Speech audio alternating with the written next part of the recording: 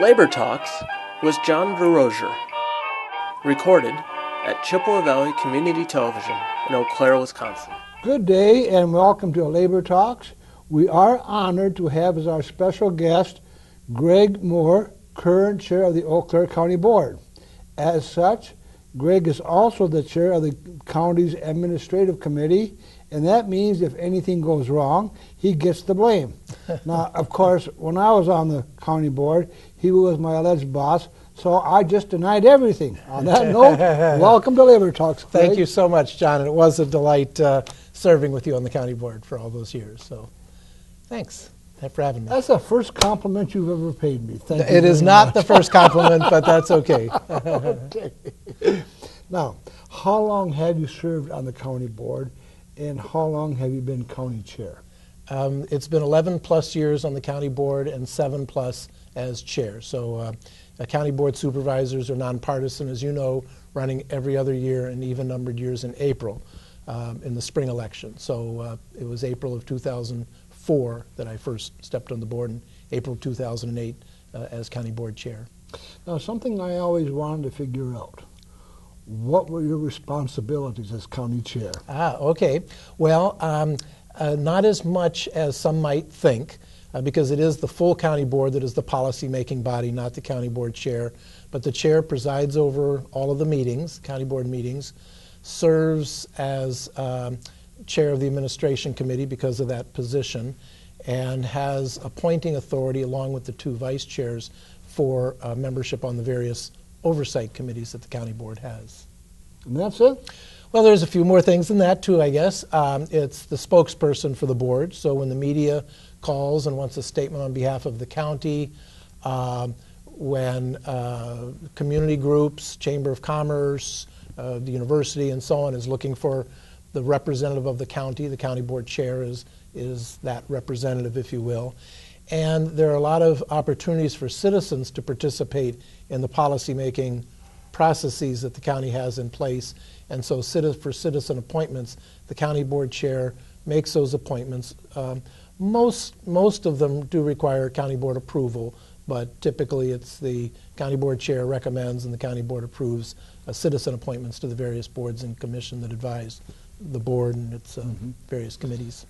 Sometimes I see you at ribbon cutting Oh, yeah, ceremonies. okay. I had that down as one of the things I like about being county board chair. Okay. And what do you think is so important about these ribbon cutting ceremonies? Okay, Why do you go to them? That's a good question.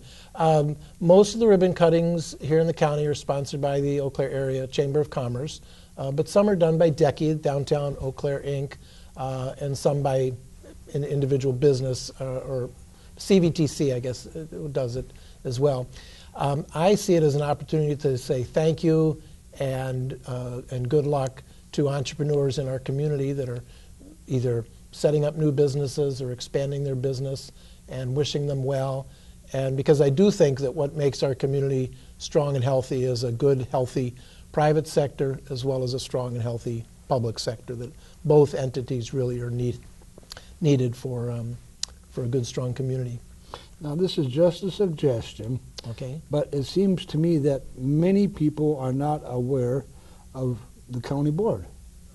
They don't even know we exist. Many people surely don't know the extent to which the county board's involved, and I think you're right. Most people probably just have a general sense. There have been efforts to incorporate curriculum about county government at the high school level and the high school civics classes. We do have a robust website, so for those taking the initiative to go to the website, they can do that. We also have social media, so individuals can get on what the county or with specific departments, like the Aging and Disability Resource Center or the Veterans Office, other specific parts, if you will, of the county. And I think the Leader Telegram and the local media, TV media, that is, do a pretty good job of covering at least the major activities of the county. But with that said, not unlike many situations, it requires ongoing, continuous communication, communication, communication. So I do recognize that the board and the county is, generally speaking, has a responsibility to try to get our message out and communicate to the public, not only about specific issues, but what the county board does generally. I know community television's been very helpful, and we do have on our website some videos that were done a few years ago for all the different major departments within the county, with the department head and the county board, the chair of the county committee for that oversight committee for that particular department, being interviewed on community television, and that's available at least on the county website now. I don't know if it's available through community television's website at the moment, but I agree that many people don't understand what county boards do, and I think that is makes it even more of a responsibility of the county to try to get the word out, if you will, in a variety of ways. Well, you use the word responsibility. I found it frustrating, quite frankly. But that frustration was just a minimum part of being on the county board. Most of it was very rewarding. So, Yep. Now, you already touched upon it. What do you appreciate most about being the county chair? Besides cutting ribbons. Well, I do enjoy that, and that's an important item, I think, to be the face of the county. It's a kick, get a chance to meet a lot of wonderful people, so I enjoy that. I enjoy running a good, efficient meeting. I've always appreciated a well-run meeting, and so as the individual presiding over the county board meetings, I like a nice, crisp meeting, not cutting folks off, of course, but just so that it moves along, so it's a really solid, deliberative process that we use for conducting our business. A couple other things, and it's both county boards generally as well as county board chair, but it's very interesting work. As you know, the county is involved in a whole range of services, and even though I think both you and I, when we were candidates, had a general sense of what the county is involved in and responsible for, it's not until one gets into it where you really get a much fuller appreciation for the complexity of issues and the quality of the people that are engaged, both the elected representatives such as county board supervisors as well as the staff. We just have a really solid staff top to bottom, I think, in the county. And just, I guess the last thing that I'd say is really doing meaningful work is a kick. It's very rewarding and very satisfying. And in a leadership position within the board, it's a particularly satisfying responsibility I have. Sometimes you even, and I'm not trying to be facetious, but you actually get things done that help people. For example, disabled people. There are programs in human services that really help disabled people. Can you go into any detail at all, or?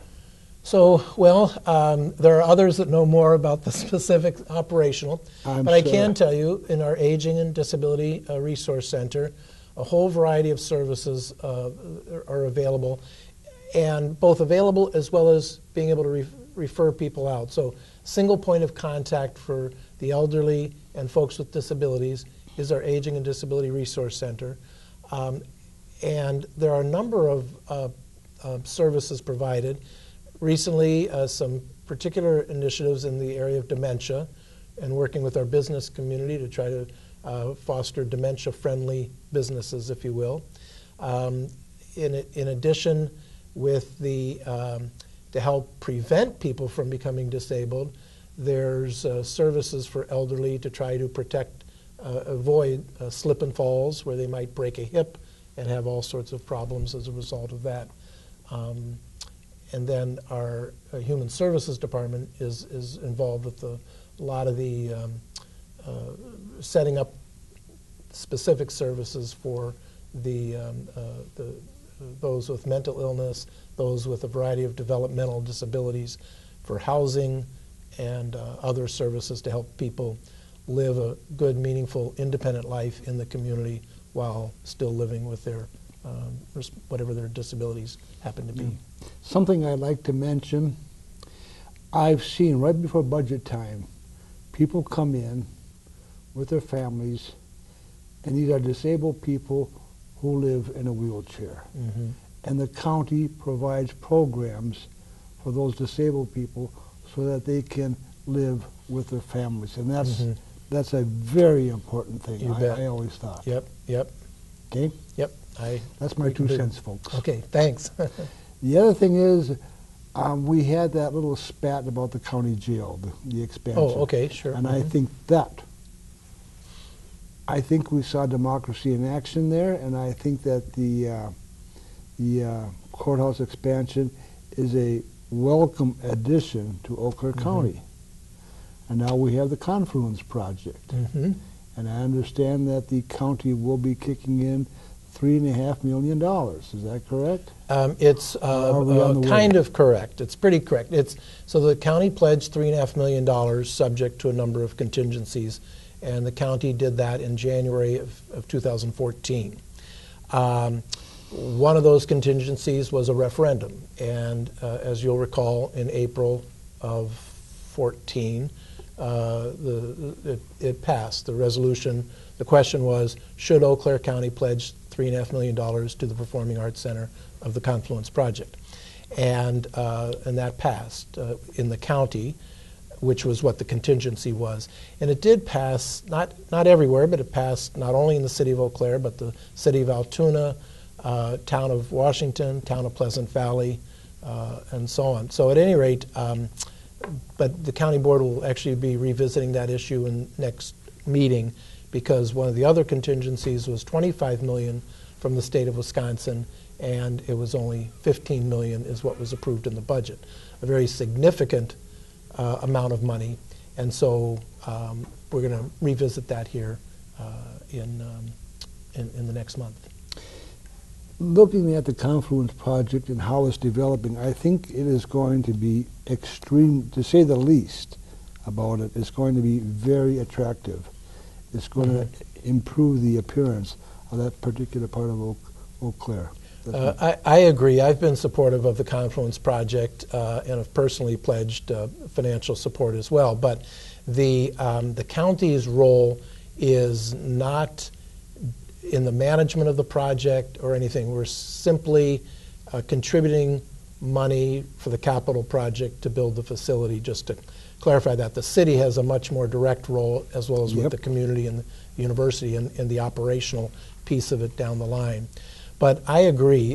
One of the reasons, I think the most compelling reasons why it was appropriate for the county to pledge this is the county's interest in economic development. And we've heard loud and clear from the business community that in order to attract and retain talent from around the country to want to come and locate in the Eau Claire area, a strong arts community is critical. And so this was an opportunity, and it looked like this public-private partnership approach, very innovative, and it's something more than the community could get if the community just acted on its own by partnering with the university. So it seems like a real viable, excellent project, I think. Not bad. Not bad at all. Yep. Now, what have you appreciated least about being the county chair? Well, probably the jail project that you alluded to earlier was a very difficult process. I think in the end, I am pleased. I think it was a needed facility and so on, but it was a very, very painful process. The two things, I guess, that I least like is living with levy caps, with state legislature restricting the ability of county boards and other local elected policy-making bodies at local government level to increase revenue even when the needs are there. So and that's not just a county board, but or chair, I mean to say, but it's a frustration that I think would be shared by most county board supervisors. The other, from a chair point of view, is the inability to participate in the deliberations of the board. As you know, Robert's Rules of Order lays out how bodies are supposed to deliberate. So it's important that the presiding officer, the chair, be perceived as being very neutral.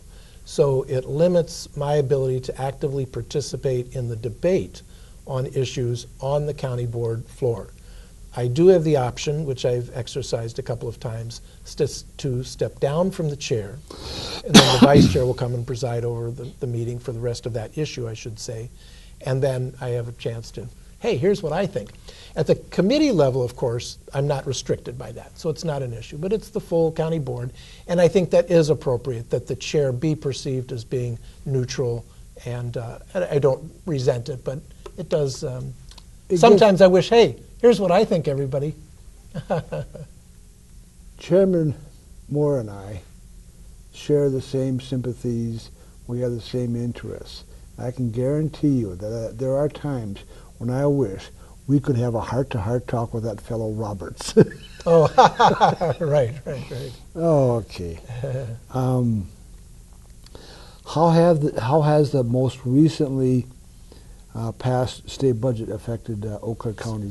Or is it too early to tell? Well, it's not too early to tell, but it is somewhat early. So the state budgets on a 2-year cycle, July 1 of odd-numbered years to June 30 of odd-numbered years. So the budget just adopted is running, the state budget that is, July 1 of 15 to June 30 of 17.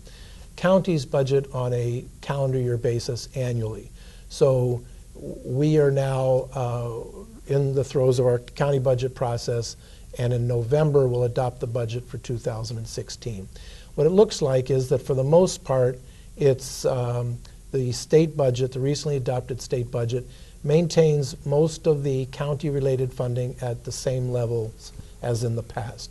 So no particularly great news of a new windfall of money, but nor, on the other hand, nor any drastic cuts in this budget for county government. So now we have 10 minutes left. Okay.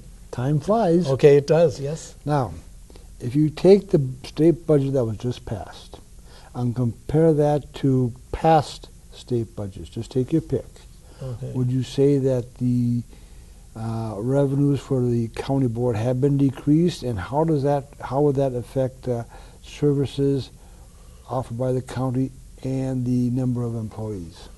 That's a good question. Well, as a general trend line over 20 years, let's say, state funding has been declining in certain areas. Shared revenue is one.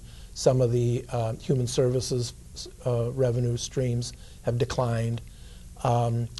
Others have increased slightly, which was, I think the transportation is higher now than it was a few years ago, slightly. But it's been pretty stable.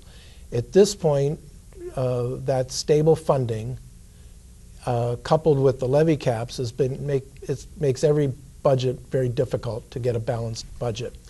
That has meant that we have not added staff when some of us would have liked to have added staff. But with the strong sales tax, a strong local economy where our property tax are, we're getting net new construction of 1% to 2% a year, which allows us to increase the property tax by 1 or 2%, the overall levy. So we've not had to lay off staff because of lack of state funding, but on the other hand, it has restricted us from being able to add when sometimes we think we'd like to add staff.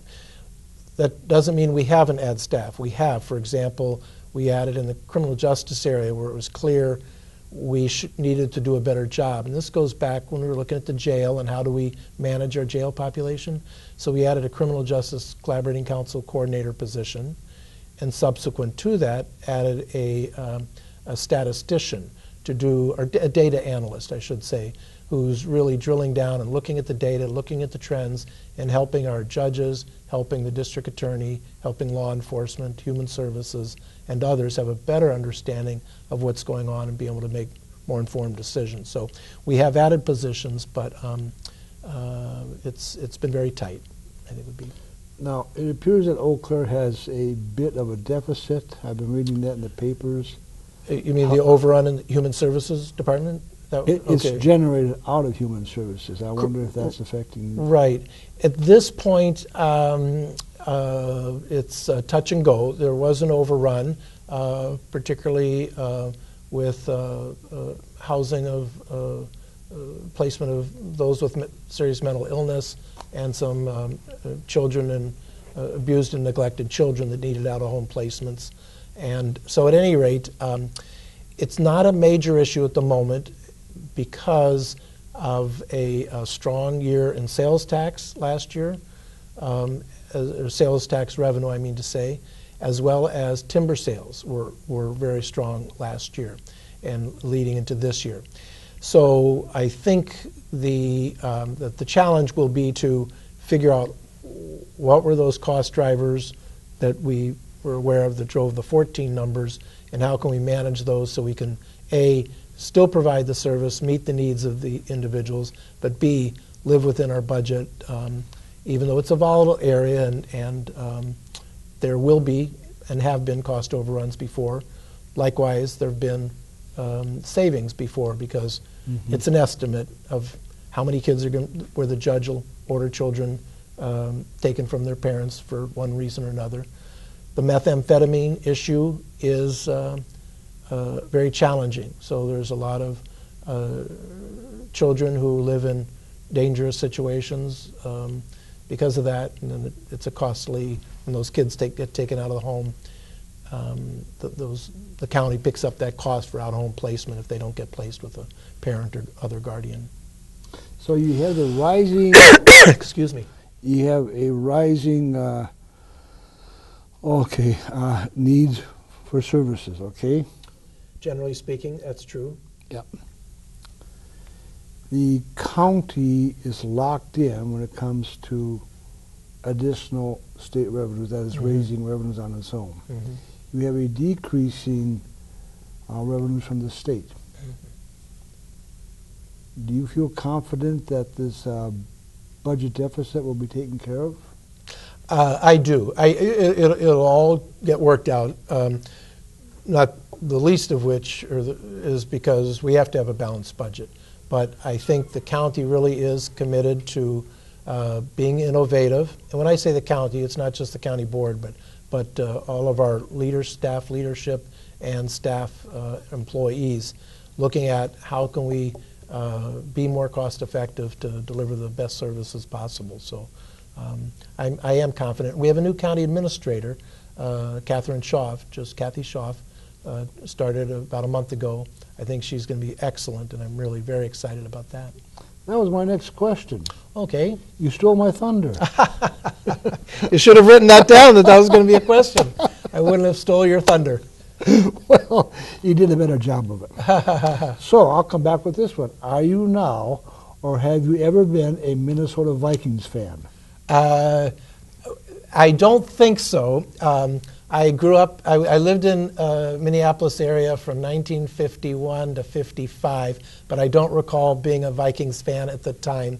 And so the answer, I guess, would have to be no. Thank you very kindly, Mr. Packer. Okay. Thank you, John. And let's see. Now, you've got a lot of materials here. Yep. Is there anything you'd like to add? Anything I forgot to ask? No. I've had some budget materials that are on the Wisconsin Counties Association website. So if anybody's interested in the state budget and how it affects counties, that's available there. And I'd encourage folks to go to our website where they can read our strategic plan and our mission statement and get a sense of all the range of services we provide. Well, we have about 3 minutes left. So, okay. So if you want to add anything, now is the time. And I know I always forget to ask questions. Okay. So. Well, good. If I've got that, why don't I give an overview of the 7 broad service areas the county provides to take this advantage. Yes. Is that okay? Okay. And I brought it so I wouldn't forget. So transportation and public works. So we've got 420 miles of highways, lot of bridges, and a airport. The county owns the Eau Claire Regional Airport. Public safety, that's primarily our law enforcement, our sheriff's department. It's also our medical examiner as well. Judicial, just like the federal government and the state government, the county has 3 branches of government, and we've got the court system here that handles all of the various disputes. Economic development, health and social services. We have not only the Human Services Department we talked about, the Aging and Disability Resource Center, but our Veterans Office and the City County Health Department. Leisure and education, we've got our parks, excellent parks here in the county that we manage, and our UW Extension, and general government, county clerk, treasurer's office, some of the IT, some of the backbone offices that provide a variety of support to our various departments and to our community. And that's it. Okay. Okay. Now, that's our program for today. My thanks to Gregg Moore and to our viewing audience who make Labor Talks possible. Finally, please contact your respective legislators. Let them know how much you really do appreciate community television and Labor Talks. Perhaps we can get some legislation going that will bring about some badly needed revenues, because we have we have a darn good staff here. We really do. And they need all the support we can get. And Gregg, thank you so much for being here. John, thank you for having me. I appreciate it a lot. Okay. Thank you. Chippewa Valley Community Television is made possible by continuing community support. If you would like to volunteer or make a donation, you can contact us by calling 715-839-5067 or on the web at www.cbctv.org.